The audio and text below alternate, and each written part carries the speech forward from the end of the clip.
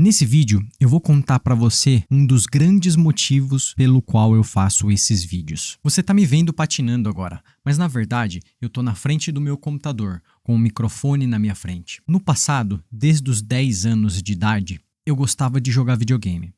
Então eu comecei lá atrás. O meu primeiro videogame foi um Super Nintendo que o meu pai me deu, me lembro até hoje. Não era o mais novo da época, mas era o que o meu pai podia comprar. E depois disso, eu comecei a gostar dos jogos. Eu passei a comprar videogames um pouco mais antigos depois, comprei o Atari na época, eu lembro que eu fui na feira do rolo e comprei um Atari, tive Master System, tive Mega Drive. Comecei a trabalhar com 12 anos, com 15 anos eu já estava trabalhando registrado. Aí eu tinha uma prateleira no meu quarto que tinha 3 videogames, eu lembro como se fosse hoje. Eu tinha o PlayStation 1, o cinza grandão, tinha um Nintendo 64 e tinha um Dreamcast. Eu amava o Dreamcast. E pouco tempo depois eu fui introduzido ao mundo dos PCs, dos computadores.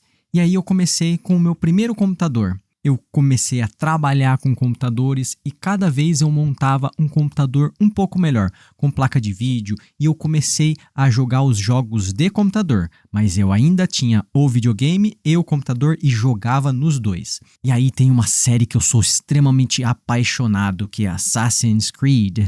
Eu amava esse jogo. Eu fui no 1, 2, 3, 4, 5, até que chegou uma hora que eu parei e você vai entender o porquê eu parei. E Shadows of Mordor, As Sombras de Mordor, Shadows of War, que é no mundo do Senhor dos Anéis, do Tolkien. Eu me apaixonei grandemente por esse jogo, eu passei centenas de horas jogando. Eu era aquele gamer que eu não gostava de terminar rápido. Esse daí é um jogo que você consegue terminar em 20 horas corridas. Eu tinha 100, 200, 300 horas antes de finalizar o jogo. Eu não queria dar final. Eu ficava andando por todo o mapa, vendo cada pedacinho. Eu parava assim, olhava os gráficos. Nossa, eu ia atrás de uma pedra. Falei, que jogador que faz isso? Mas eu ia, observava, eu curtia o momento. Eu sentava, eu comprei uma poltrona do papai pro meu quarto. E aí eu sentava naquela poltrona do papai, principalmente de final de semana, que eu poderia jogar muito tempo. E eu passava 8, 10, 12 horas direto, mergulhado naqueles jogos, principalmente Assassin's Creed e Shadows of Mordor and Shadows of War. Darksiders, nossa, fantástico. O primeiro jogo com War, o segundo jogo com a morte. Fantástico, fantástico. Eu até me arrepio falando.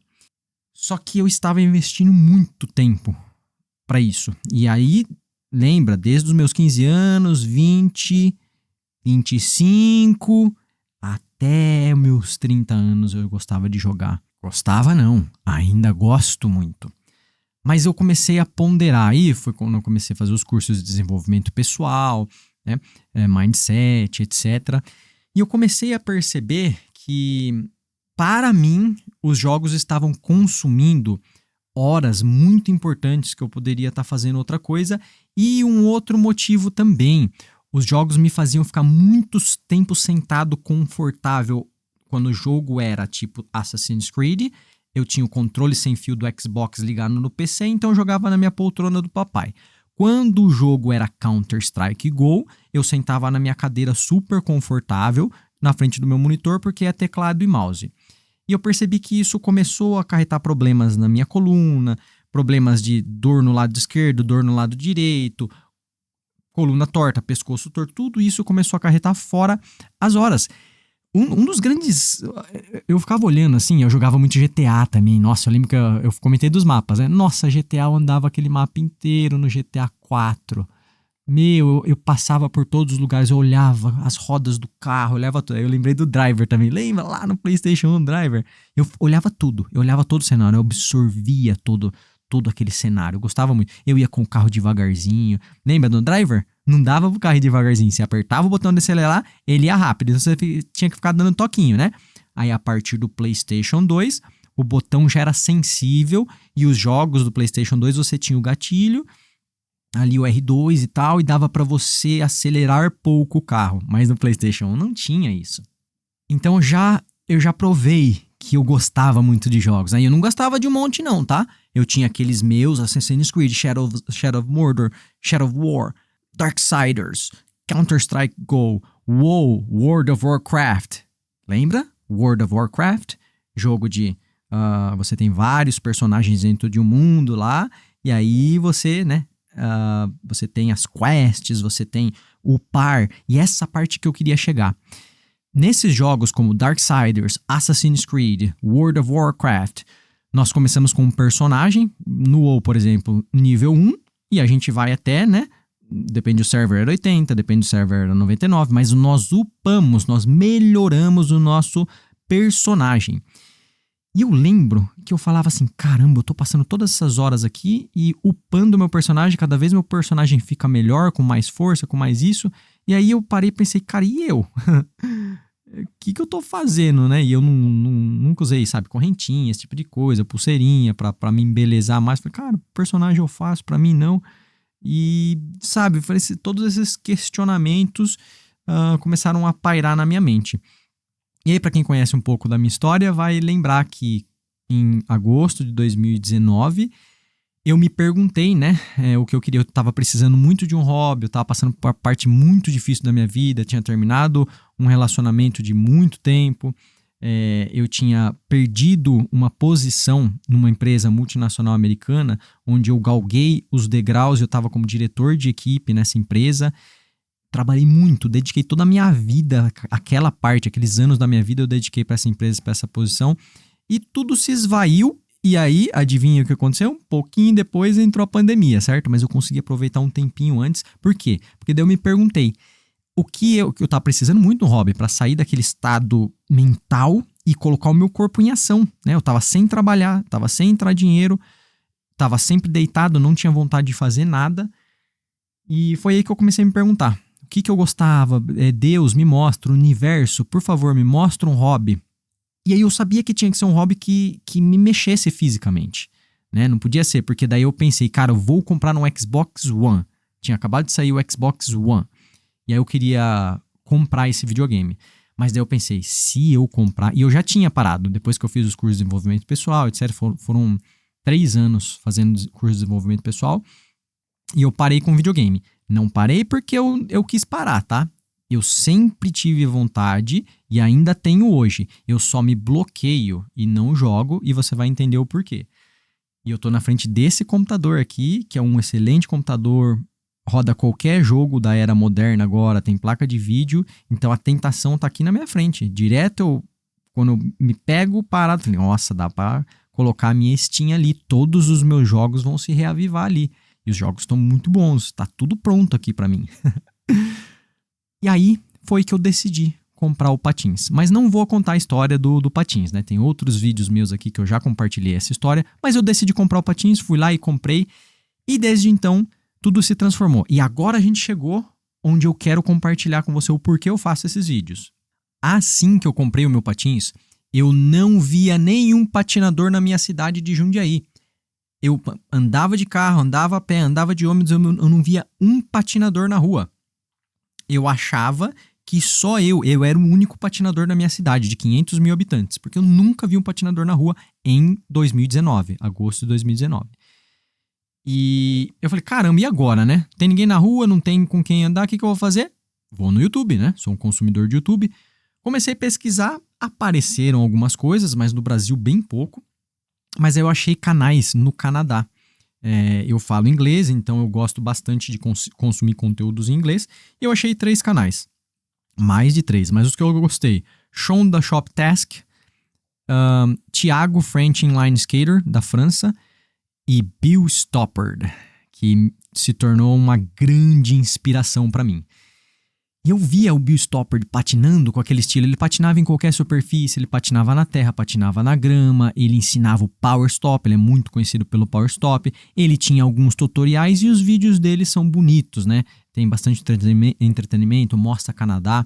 E eu fiquei fascinado por ele. E aí eu via os vídeos dele patinando, via os tutoriaizinhos, aí eu pegava meu celular com o vídeo, ficava olhando no vídeo e tentava na quadrinha. Tentando Power Stop. Eu olhava o vídeo, ia lá, tentava, não deu. Ia lá, voltava, olhava o vídeo. E aí ele me inspirava. Eu aprendi muita coisa com ele. Meus primeiros 6 meses eu aprendi só na internet. Eu não aprendi com ninguém. Foi depois do 6º mês que eu conheci o Ibirapuera, conheci o parque, aí comecei a aprender depois do meu 6º mês lá, e foi depois de 1 ano que eu achei o grupo Friends Inline aqui em Jundiaí. Até então eu não conhecia. O Bill Stoppard, ele dedicou o tempo dele ali, ele tem centenas de vídeos no YouTube. Em algum momento ele decidiu fazer, e fazer vídeo dá muito trabalho, muito trabalho. Capturar o vídeo, ter o equipamento, comprar o equipamento, é tudo investimento que a gente paga para fazer, a gente não recebe para fazer. E tempo de edição. Edição é a pior parte, a parte que leva muito tempo. Cara, ele dedicou o tempo dele para fazer todos esses vídeos e graças ao investimento de tempo e energia da parte dele, postar no YouTube, ele me inspirou a ficar cada vez mais no patins e deixar o videogame de lado. E o patins, para mim, significou muitas coisas em todos esses anos. Saúde física, saúde mental. O patins, quando eu mudei de país, fui eu, a minha mochila e o meu grande companheiro, o meu patins. E o meu patins lá foi o meu porto seguro. Foi algo que lá foi um dos piores momentos, assim, fisicamente falando, que foi do meu acidente da lombar, financeiramente falando, psicologicamente falando. Eu estava sozinho, não tinha nenhum amigo. Eu mudei várias vezes. Eu cheguei na Flórida, mudei da Flórida para Chicago, depois de Chicago, mudei para Atlanta. Eu parecia uma bola de ping-pong, mas o meu companheirinho estava sempre comigo. Ele foi extremamente importante. Então, eu devo muito à patinação. Eu devo muito a ela. A decisão de fazer esses vídeos que eu faço, todos esses vídeos, dedicar o meu tempo, é uma retribuição. Como o Bill Stoppard me inspirou, só olhando, toda vez que eu não estava com vontade de andar de patins, porque eu estava cansado, já tinha trabalhado o dia inteiro, eu só colocava um vídeo dele ali, assistia esse vídeo e imediatamente eu ficava com vontade de patinar. Ou na sexta-feira de noite, como eu sabia que eu ia patinar no sábado, eu assistia um montão de vídeo e no sábado eu acordava todo animado para ir patinar. Ficar várias horas patinando. Eu sinto que eu tenho essa... Eu não vou falar dívida, porque a palavra não é dívida, mas esse compromisso, também compromisso não seria uma palavra. Você vai me ajudar nos comentários. Que palavra que eu quero... Mas eu tenho essa gratidão pela patinação, porque o Bill Stoppard ali, ele não fazia nada de ultra, mega elaborado, um campeão de slalom. Não, é uma patinação bonita, uma patinação agressiva e também uma patinação artística do jeito dele, mas fazendo o básico, patinando na rua de uma forma bem legal, bem bonita, firme e também nos power stops, nos freios.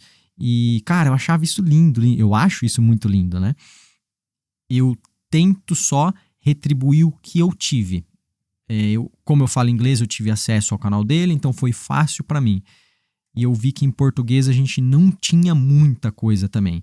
Então a minha missão é essa, trazer em português para o brasileiro pelo menos alguns vídeos que só quero devolver o que foi dado para mim e ensinar um pouquinho com o que eu sei, né? Que nada é certo, não tem um monte de coisa falha na minha patinação. Eu não sou um patinador de campeonato, não sou um patinador extremamente técnico que faz tudo da forma mais absolutamente perfeita. Eu desenvolvi a experiência aprendendo com pessoas que são assim, Betão, Ale, muitos nomes, Prinsca, um monte de gente que eu posso falar aqui.